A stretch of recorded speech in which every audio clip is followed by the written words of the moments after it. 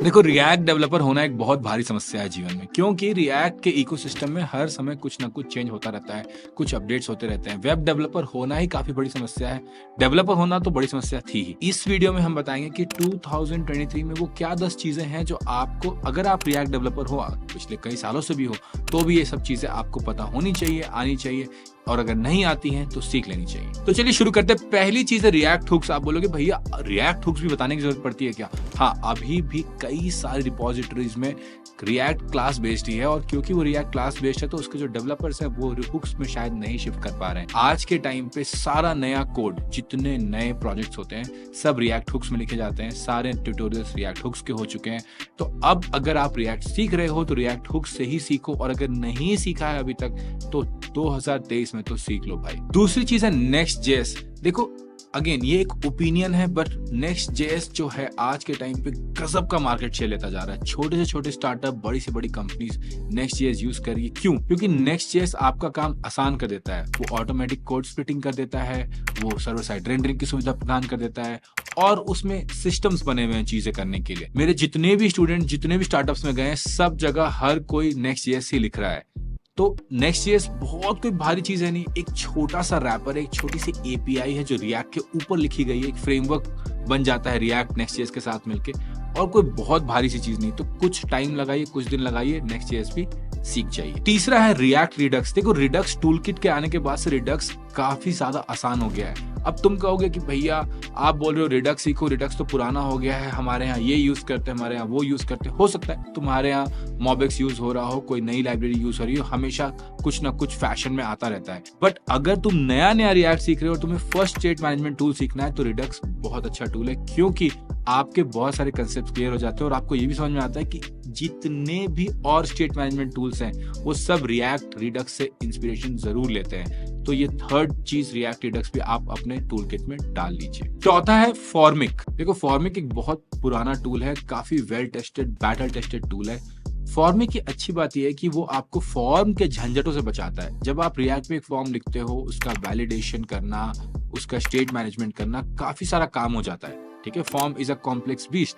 Formic जो है उस कॉम्प्लेक्सिटी को एब्स्ट्रैक्ट कर लेता है और आपको एक सिंपल सा इंटरफेस, एक सिंपल सी एपीआई देता है, जिसके थ्रू आप फॉर्म्स को बहुत पावरफुल बना सकते हो और गलती करने के चांसेस कम हो जाते हैं। यही नहीं, एक कोड को ऑर्गेनाइजेशन मिल जाता है। अगर मैं फॉर्म हैंडल कर रहा हूं तो शायद मैं किसी ढंग से करूंगा, और अगर ऋतिक फॉर्म हैंडल करे तो किसी और ढंग से करेगा, प्रज्वल करेगा तो किसी और ढंग से करेगा। तो जरूरी नहीं कि हम सबके कोड एक जैसे दिखे, बट अगर फॉर्मिक यूज करेंगे तो हमारा कोड का ऑर्गेनाइजेशन भी थोड़ा बेटर हो जाता है। इनमें से कोई भी लाइब्रेरी का अगर आपको एक वॉक थ्रू चाहिए कि इसमें क्या सीखना चाहिए, कैसे करना चाहिए, इसके प्रोडक्शन कोड कैसा होना चाहिए, तो आप मुझे कमेंट में जरूर से बता दो।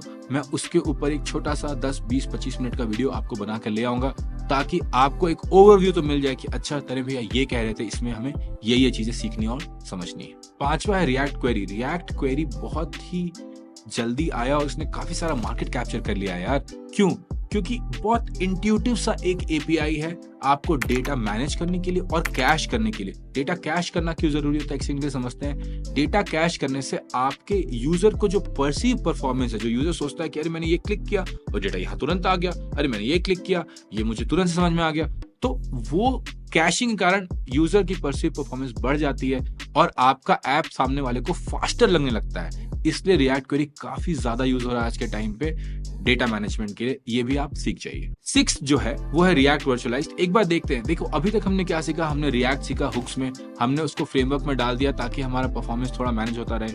हमने उसके ऊपर रिएक्ट क्वेरी भी लगा दी ताकि हमारा डेटा भी और फास्ट लगे, कैशिंग लगे, और हमने क्या किया? फॉर्मिक लगाया ताकि हमारी फॉर्म हैंडलिंग जो है वो भी इजी हो जाए। अब टाइम है डेटा को मैनेज करने का। कई बार ऐसा होता है कि हमारे पास एक लंबा सा डेटा होता है, जैसे कि स्क्रॉल करते जाओ आप फेसबुक का पेज, फ्लिपकार्ट का पेज, एयरबीएनबी का पेज, तो जो आपका प्रोडक्ट या पोस्ट है वो एक इनफाइनाइट स्क्रॉल में होता है। और ये इनफाइनाइट स्क्रॉल क्या करता है? ये तो ब्राउजर पे सब कुछ लोड होता जा रहा है और ब्राउजर एकदम से ठप हो जाएगा। नहीं, आपको इस स्क्रॉल को मैनेज करने के लिए एक लाइब्रेरी को सीखना समझना जरूरी है, वो है रिएक्ट वर्चुअलाइज्ड। रिएक्ट वर्चुअलाइज्ड काफी ज्यादा हेल्प करता है आपको एक लार्ज लिस्ट को रेंडर करने में, और उसके कारण ब्राउजर का या आपके ऐप के परफॉर्मेंस को खराब न होने में हेल्प करता है। सातवां है वो बहुत ही प्यारा है, बहुत ही क्यूट सा है, रिएक्ट स्प्रिंग।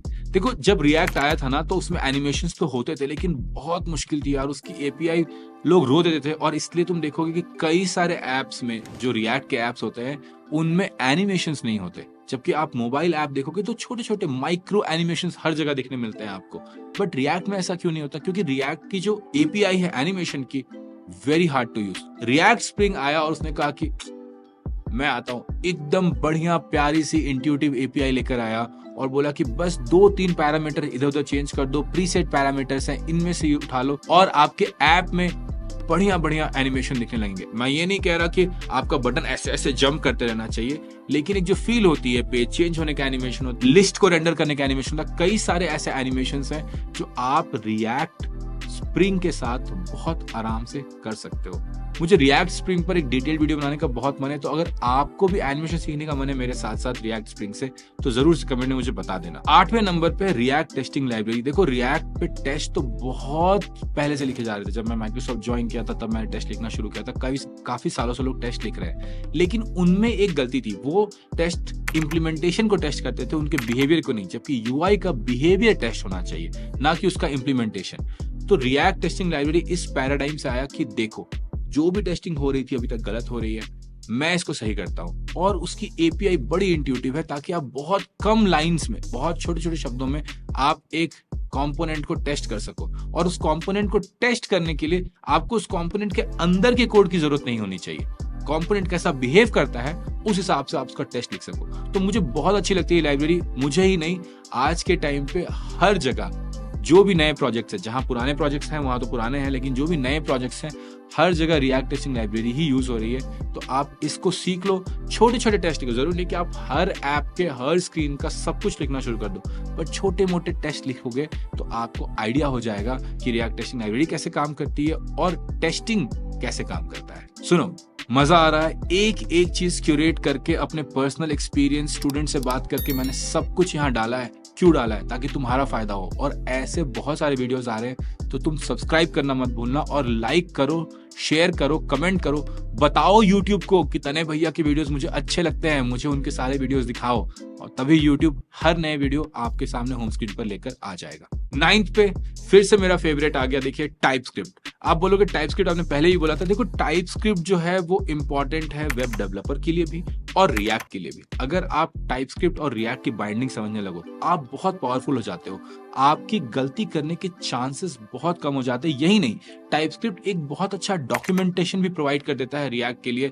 और जब आप बड़ी टीम में काम कर रहे हो तो आपको ऑटो कंप्लीट फीचर बहुत पावरफुल लगने लगता है टाइपस्क्रिप्ट और रिएक्ट के साथ साथ, क्योंकि आपको याद रखना पड़ता है कि यार इसमें क्या प्रॉप था, अरे इसमें क्या स्टेट था, अरे स्टेट वेरिएबल का क्या था, कुछ भी याद रखने की जरूरत नहीं है। बहुत फास्ट हो जाता है। तो आपकी कोडिंग न सिर्फ ऑर्गेनाइज्ड होती है, न सिर्फ सेफ होती है, बल्कि एफिशिएंट और फास्ट भी हो जाती है। इसलिए मैं टाइपस्क्रिप्ट का बहुत बड़ा फैन हूँ। इस साल मौका लगे तो सीख जाना टाइपस्क्रिप्ट। 10th पे है रिएक्ट नेटिव। देखो एज अ रिएक्ट डेवलपर तुम्हें रिएक्ट नेटिव सीखने की जरूरत नहीं है, लेकिन मेरा ये मानना है कि अगर 2-4 वीकेंड लगाकर तुम एक बेसिक सा ऐप बना लेते हो तो तुम्हारे लिए एक नया आयाम, एक नया डायमेंशन ओपन अप हो जाता है। और आज के टाइम पे रिएक्ट डेवलपर की इतनी ज्यादा डिमांड इसलिए भी हो गई है क्योंकि मोबाइल डेवलपर्स ओवरऑल कम है, और रिएक्ट नेटिव से आप एंड्रॉइड और iOS दोनों लिख सकते हो।